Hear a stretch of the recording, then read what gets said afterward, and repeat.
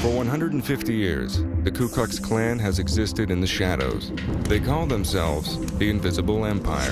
The gun, the noose, the knife. The Klan is all about hate. No, we don't hate black people. Downright lies.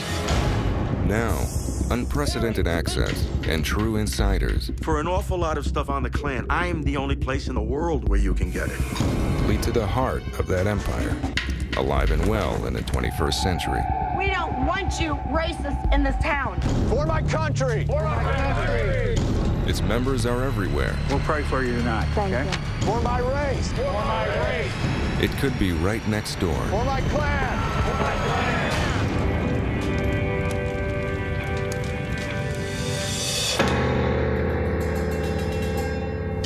KKK. For most people, three simple letters evoke a dark and sinister past, a history of intimidation, terror, and murder.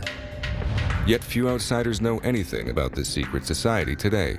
The invisible empire of the Ku Klux Klan has remained a closed universe until now. My name is Frank Ancona. I'm the Imperial Wizard of the Traditionalist American Knights of the Ku Klux Klan. I have been a Klansman for 21 years. Ancona is the national leader for one of the largest Klan organizations in the country. The Imperial Wizard is like the CEO of the Klan. He sets the policy for the organization. He sets the direction for the Klan. Now, for the first time ever, Frank Ancona is inviting a film crew to document a summer with his Klan, which has a policy of strict secrecy. The secrecy, that's part of the strength of the Klan, is people do not know how many members we have, who they are, and where they are. For Klansmen, Ku Klux Klan means a circle of brothers, known as the Invisible Empire, ever since its creation in the years following the Civil War. The Traditionalist American Knights are just one of reportedly 30 different Klan groups operating around the United States today. I want to introduce you to the Knights of the Ku Klux Klan. Another Klan group is the Knights Party, under the leadership of Pastor Thomas Robb, who has allowed exclusive access to film the annual National Leadership Congress held in the Ozark Mountains of northern Arkansas. Much more secretive is a group known as the Order of the Ku Klux Klan, one of whose leaders is stepping out of the shadows for the first time on television. I'm the Grand Dragon for the realm of South Dakota, Order of the Ku Klux Klan.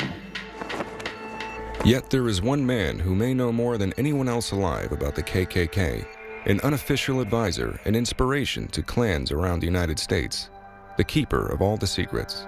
Nearly all the Ku Klux Klans out there today got most, if not all, of what they know about Klancraft, Klan tradition, ritual, ceremony, and history from me. I've been doing this for 30 years.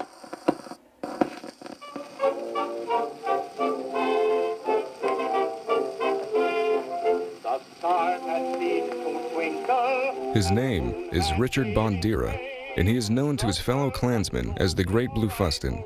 The title means historian. So here I am in the middle of nowhere, which I like to call the last place on earth, and I'm a leading authority on the Ku Klux Klan. Well, I get a kick out of that. I like to be able to go about anywhere and do anything without anybody really knowing who I am. That invisibility also helps him with security concerns. True Klan members praise me. The imitation ones, the fakes, the phonies, the Nazis, the skinheads, and so on want me dead. Illegal Klan guys are the ones who break the law, who try to use terrorism or threats, intimidation.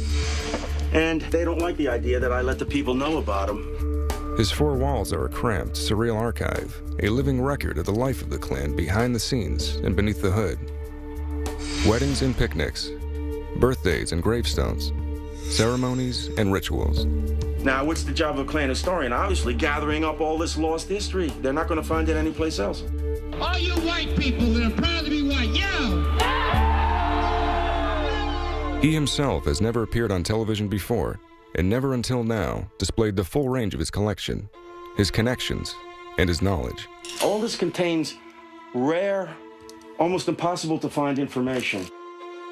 This is a restrike of original Klan coins.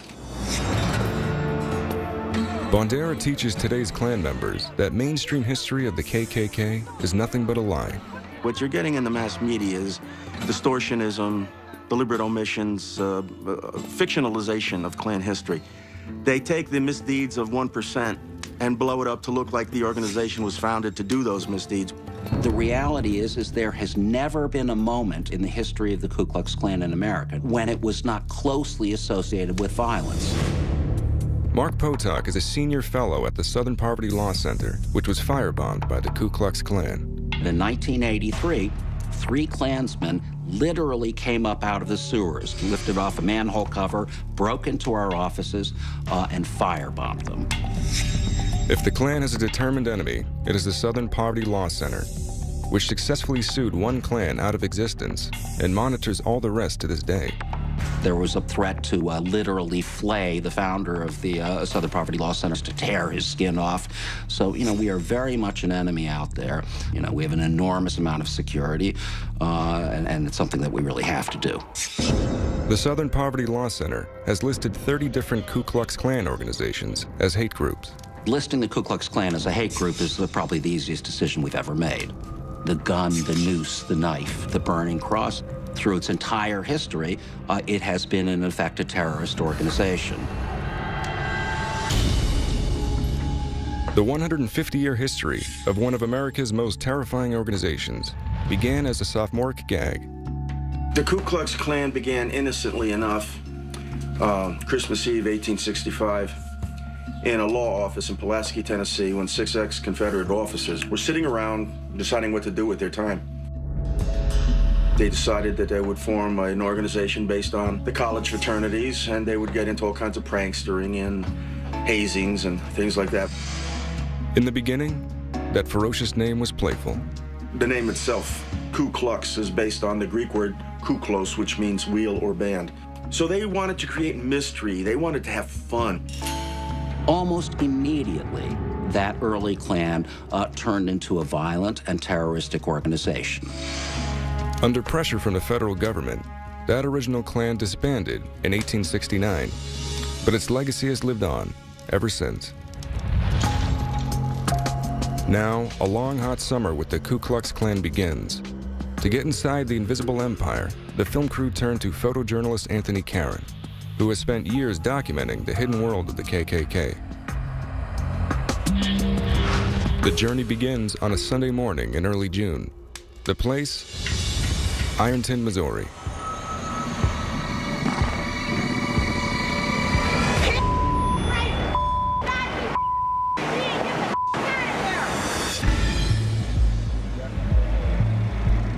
We have this petition for people to sign if they want to help get the Confederate battle flag restored at the Civil War historic sites in Missouri. Part of our history, it's really important. Exactly. Thank you, Jesus love you. You guys need to come down here more often. God bless you. God bless you. We don't want you racists in this town. We got black grandbabies. How about that? I just can't believe in America that we're still doing this. I mean, really? Because all they do is discriminate against black. No, ma'am. 99% of what you've been taught about us is totally wrong. I want to know why the Ku Klux Klan are allowed in our town. And I'm the Imperial Wizard. And we didn't come out here to tell nobody they couldn't live here. Well, our town believes that the Ku Klux Klan is racist. Really? Your whole town believes The whole town, Everybody. yes. Well, see, I don't... I'm glad you educated me. Thanks. Well, I'm just, you know, I just don't understand why the Ku Klux Klan comes to our town. I know what they represent. And that's laughable. Michael Stagner is Ancona's deputy in the Traditionalist American Knights. He is known as the Imperial Claylift. People have a notion about the Klan that all we do is sit around on a Saturday night with our regalia on, drinking beer, talking about going out on a lynching party. That's not what the Klan's about. The Klan is not about violence. We don't hurt people. If we were what the people thought we were, there'd be somebody hanging from a tree on every corner. The reality is the Klan is all about hate. You know, it's like they live in opposite worlds. You know, the idea somehow that the Klan is this great organization. Many Klansmen are victims of their own propaganda. They very probably actually believe this idea that hundreds of historians are lying. A burning question arises. With the first African-American president and a rapidly growing non-Caucasian population, is a new era coming? Will the violence of the Ku Klux Klan return, or will this time be different? The Ku Klux Klan is not this horrible organization that it's been portrayed to be. I haven't seen anyone out here hating anybody. They don't want to hear the truth. So that, you know, some people just run from the truth. We are here to bring hope to America and to bring hope to the white race. We're in trouble. We're in big trouble. People need to wake up. Wake up. The intention of this country was to be a white Christian country. Period. We are not a hate group, they say on their websites. They don't want to do anything violent, but they want to reimpose white supremacy. Well, you know, how exactly is that going to happen? I guess Frank Ancona and his followers really haven't thought that one through. With a history of violence, how can the Klan convince the world that its members have truly given up their bloody past? Welcome to the KKK charity event.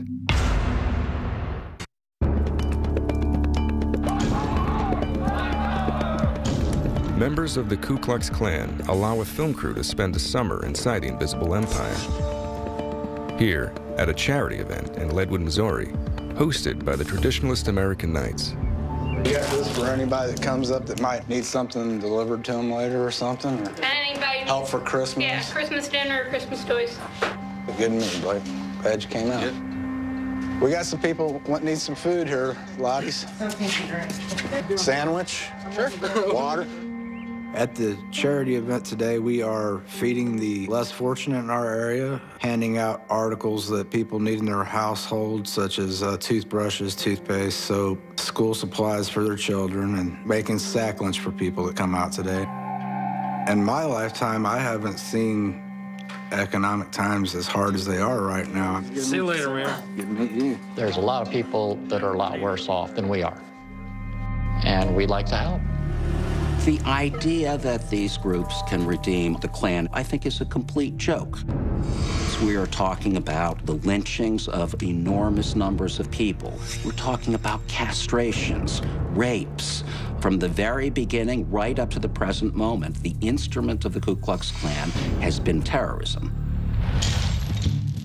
Members of a separate and even more secretive KKK group, the Order of the Ku Klux Klan, have come to help out, including the Grand Dragon of South Dakota, who agreed to speak out on condition of anonymity.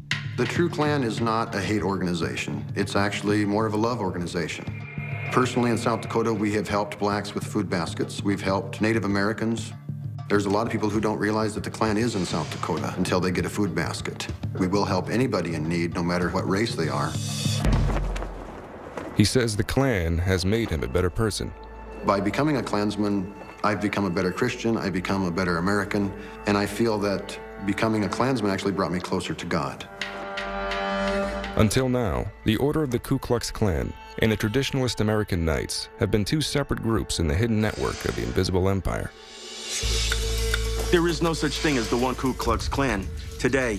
The modern Klan today must be classified as modern clans.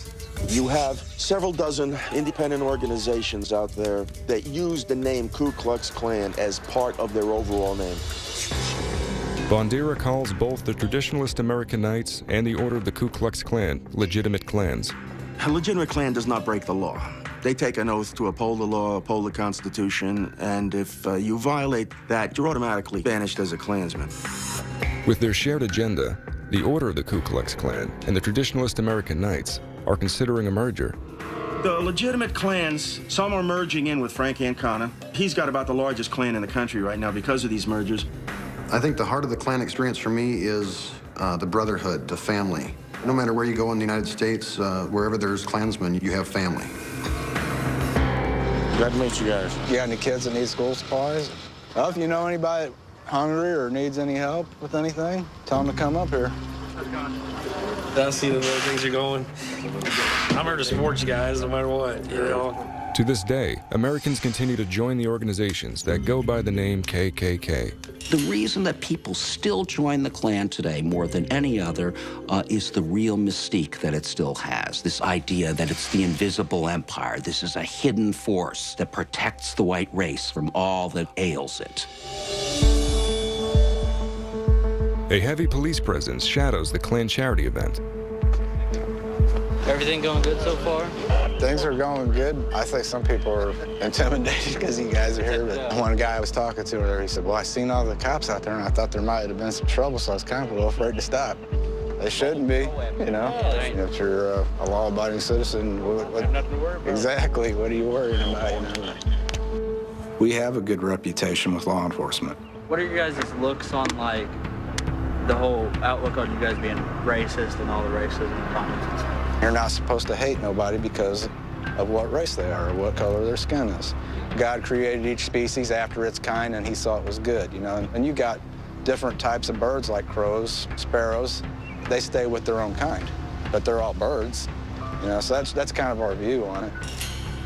By doing these events, we're hoping that people will see that we're not people who are out to hurt anybody. We're looking to help our community, our fellow man, and to do what Christ taught us to do. But is it possible to clean up that image in a country where millions of Americans still have a living memory of Klan violence and intimidation?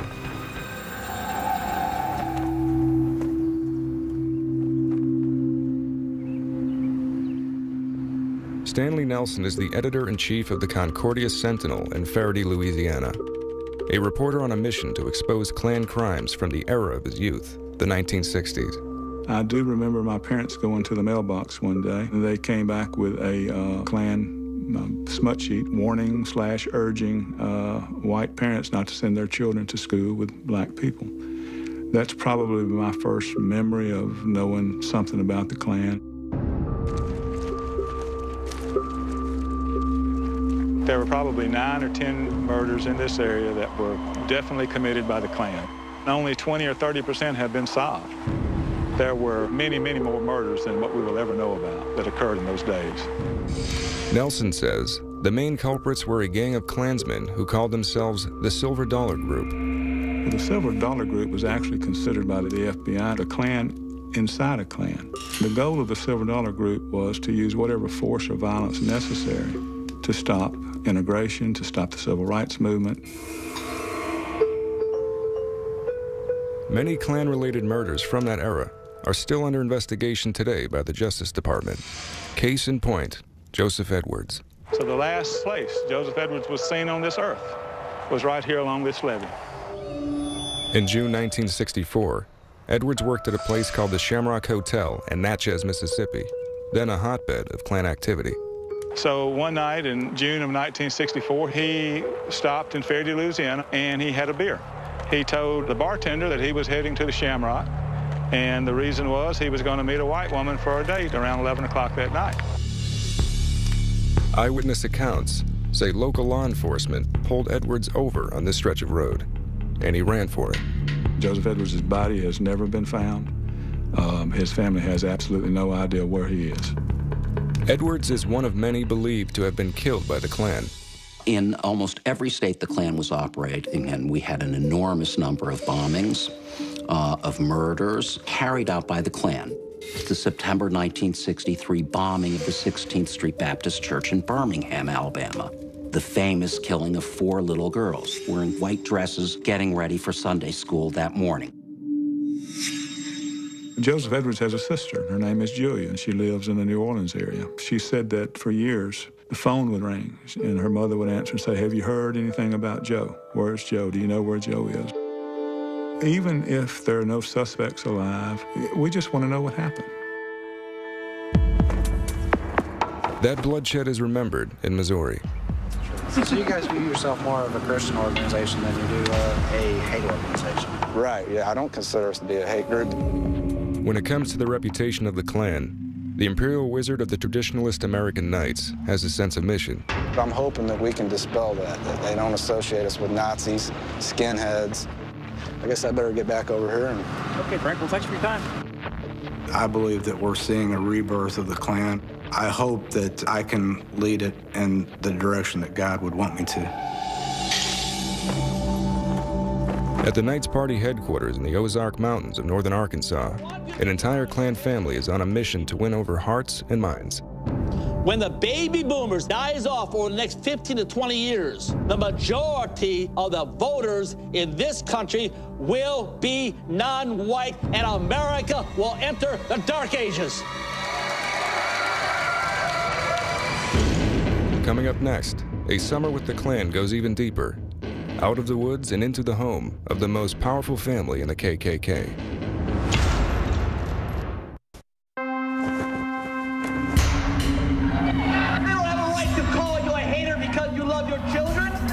In an exclusive summer with the KKK, our cameras get off the streets and into the home. And Andrew's gonna open the packages for you, okay? And then you can dump them in, all right? And I'll get another bowl, all right? At first glance, it's an average American home. This is Rachel Pendergraft. She's the national organizer for the Knights Party. The Knights of the Ku Klux Klan is truly the last hope for America. Should we use all of them? You like the chocolate kind? That's a whole bunch. All right. Today, with her son Andrew and her nephew Tayton, she's baking cookies for an annual event, the National Leadership Congress of the Knights Party. In here. Yeah, we're gonna put it in there, okay? The big lumpy parts, you can chop on it and kind of break it up, okay? Oh, do this. See? It's starting to look like cookie dough, isn't it? Well, I collect snow globes. I got about 12 of them, which is cool, and trying to get more of them. In this house, race is the tie that binds.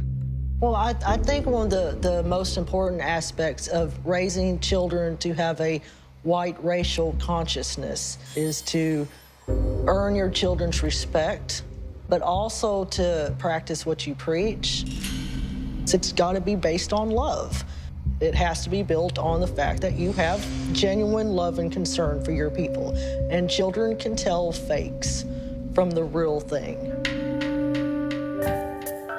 During her own childhood, the Invisible Empire was always an open secret.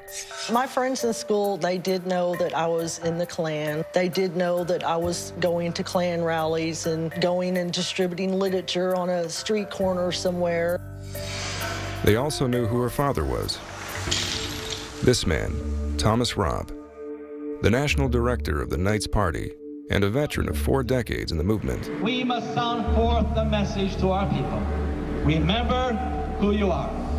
You can be white, you can be proud, you can love who you are. It doesn't make you a bad person. You can be white and proud and be a good father. You can be white and proud and be a good mother.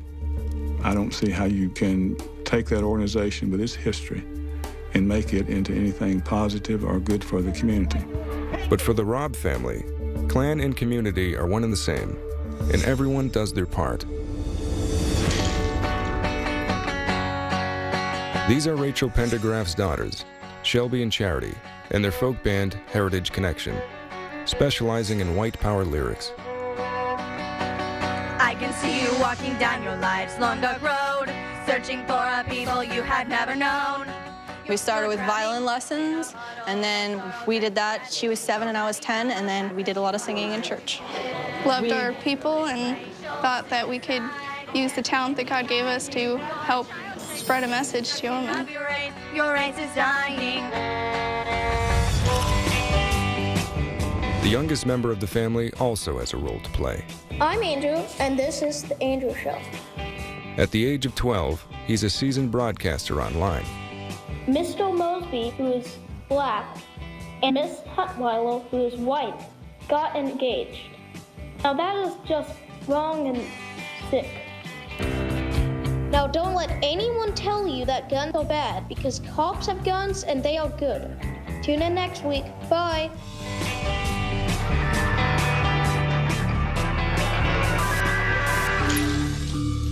Andrew's mother serves as both coach and inspiration. And then, did you have any particular topics, or have they started any new shows up on Cartoon Network? The Young Justice Show. On one scene, I saw a non-white kiss a white guy. Okay. So there's some interracial, like, dating scenes or something? Kinda. Already, Andrew has made a name for himself. At the Knights Party National Headquarters, father and daughter do a regular broadcast of their own called This Is the Klan, which bills itself as the world's first and only white pride internet TV show. And in the commercial, the bully was a white boy, and the kid getting picked on and bullied was a black boy. Anyone with half a brain knows the reality of who is being bullied in the schools. This episode's big topic, the 2012 presidential race. We invited Romney and invited Obama to attend our National Leadership Conference, right, and address the issues of white people. Each of them went to and spoke before La Raza, which is a Hispanic group. They spoke before the NAACP convention. They had no problem going to those groups. They're making the rounds. Well, not completely. There's a couple stops that they're not making. Ku Klux Klan members pay for the cost of this broadcast and everything else owned by the Knights Party. We operate donations. We have membership dues, and we have people who make contributions. We are not funded by Wall Street. Ford Motor Company does not support us. Even NASCAR doesn't support us. They're trying to go after the black viewer now. Rob's button-down version of the KKK is the legacy of the most famous modern Klansman, David Duke. Thomas Robb was once an underling of David Duke, and Duke, of course, is the person who initially introduced the idea of, we need to get out of the corn pastures and into the hotel meeting rooms. We need to get out of the robes and into the three-piece suits. So Robb is very much a follower of that idea. We are an organization that is concerned about national issues. We're concerned about issues facing our people. I think the ideal population, the ideal target of the people that we want to reach are the middle-class people. Okay, we'll wait 15 minutes, then we'll take those out, okay? The soccer moms, the teachers, just that whole segment of society. Coming up next, a Klan message that most outsiders will never hear, spoken to true believers behind closed doors. The Ku Klux Klan is all about family. It's about America, it's about mom, it's about apple pie, and there are white families who are bound and determined until their dying breath to save this nation, and that deserves the hand of God on our shoulder as he sees us through to the end. God bless America!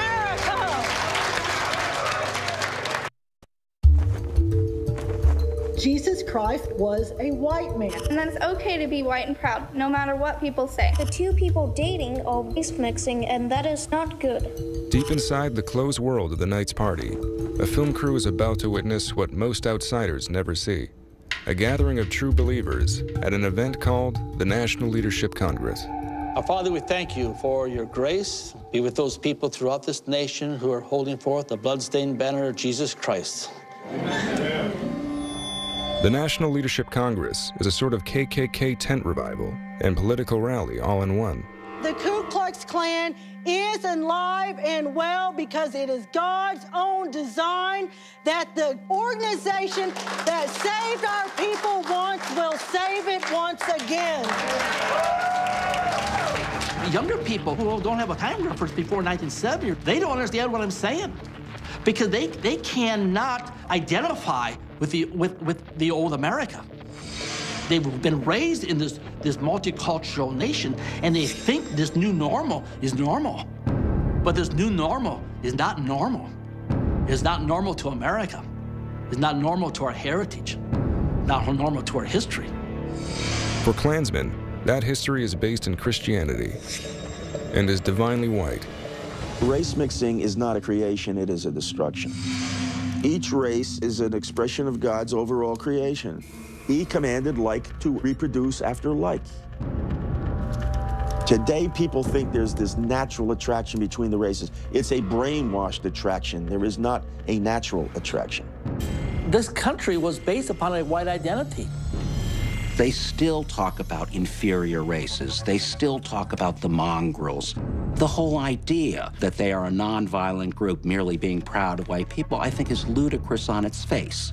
Their goal necessitates political violence on a massive scale. But if they mean to have a war, Let it begin here. God gave you a covenant of conquest. He said, every place that your sole of your foot shall stand and tread upon, that land have I given you. There's never been a time where we submitted. It is they, the enemy, the heathen, they have always submitted. They have a history of submission. You have a history of conquest. That is why your enemies don't want you to be proud of your history. Because a history of our people is a history of conquest. It's a rallying cry for an undeclared war of the 21st century. The moment, the very, very, very split second you become proud, you become a conqueror again. You are born again.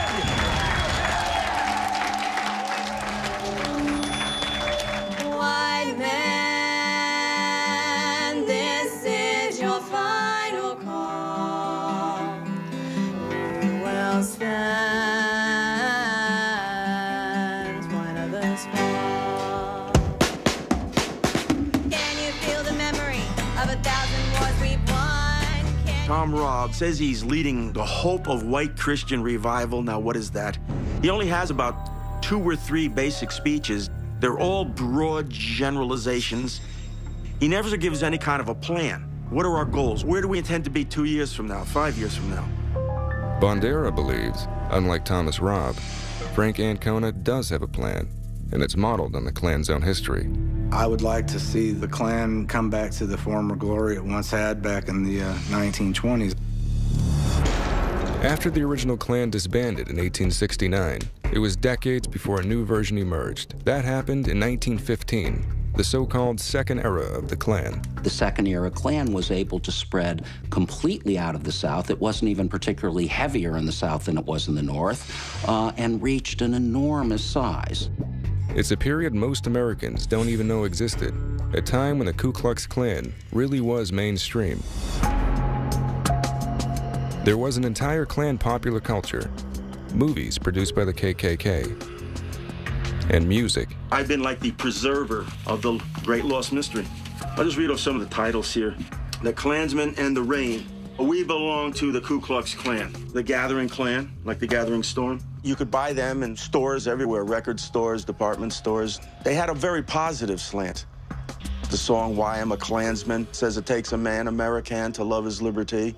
That's why I'm a Klansman, and wear a Klansman's mask, and raise my hand toward heaven. The Klan by 1925 reached a membership of something around 4 million people. A very large number of white Americans today have ancestors who are members of the Ku Klux Klan. Possibly including some of the most powerful men in the country. Take Harry Truman, for example, who was a member of the Klan from 1920 to 1922. Now, his family has been denying his membership in the Klan ever since, and probably always will, but the fact was he was an ordinary Klansman. Harry Truman may have been a member of the Klan, but that's not clear. But Warren G. Harding, in fact, was sworn in as a Klansman in the White House.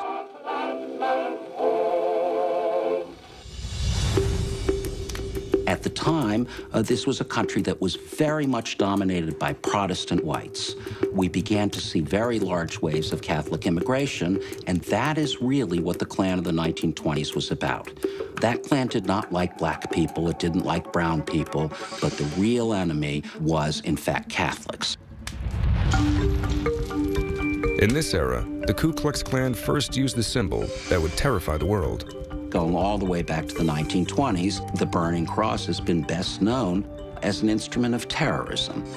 The lighted cross placed on the lawn of the home of the interracial couple. That's the reality. The idea of the fiery cross in the original Ku Klux Klan was based on a novel called The Klansman. The Klansmen were portrayed as knights, a band of noble patriots who were standing up against the ravages of Reconstruction. The novel inspired a movie, Birth of a Nation. It was screened in the White House for President Woodrow Wilson, who was so taken with it that he said, "It's like writing history with lightning."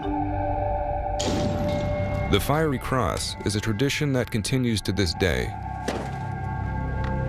In the woods of southern Missouri, in preparation for their own cross-lighting ritual, the traditionalist American Knights hold a top-secret state meeting, known as a Clarero. For the first time ever, Klan members allow a film crew to attend. To all citizens of the Invisible Empire, in the name of our valiant and venerated dead, I affectionately greet you. Then as now, the government was in the hands of villains determined to destroy the way of life of the people who created this nation.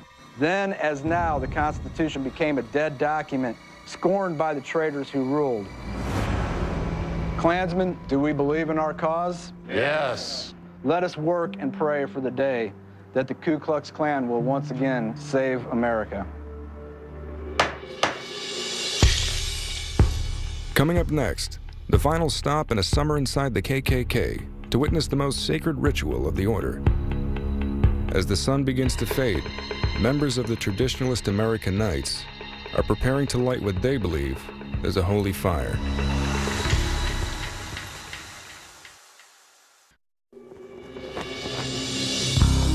A summer inside the invisible empire of the Ku Klux Klan comes to an end with the most sacred ritual of the order, and hope among these men for a revival, for even the slightest spark of that long ago golden age.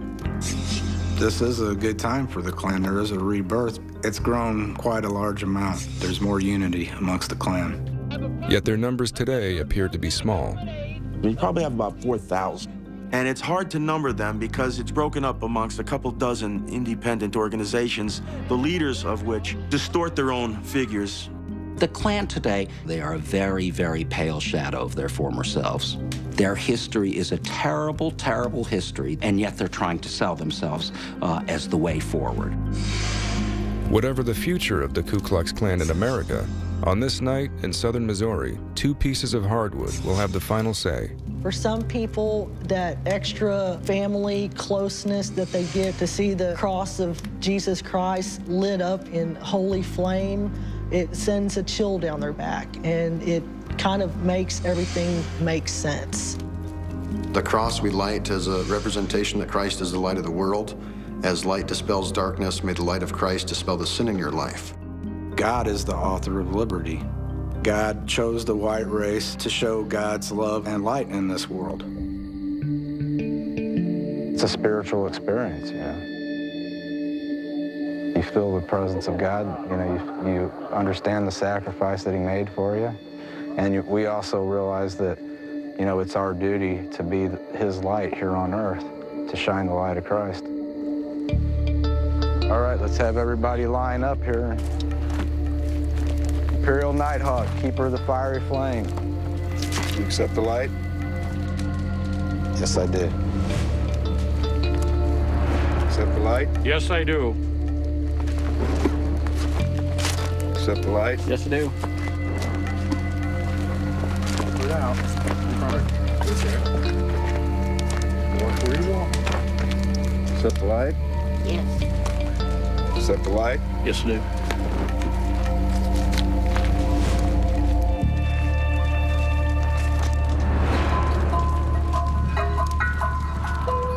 Klansmen, forward march. Remember, stay 6 feet apart. Klansmen, halt. Right face.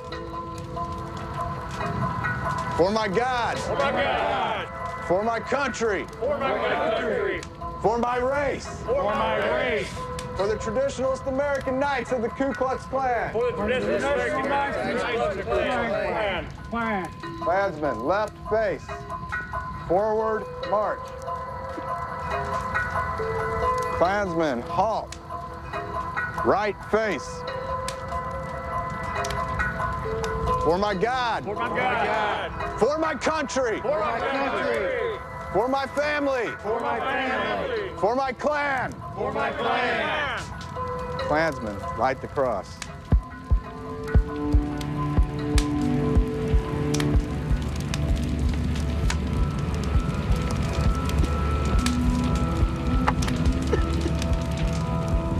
Klansmen, salute the fiery cross.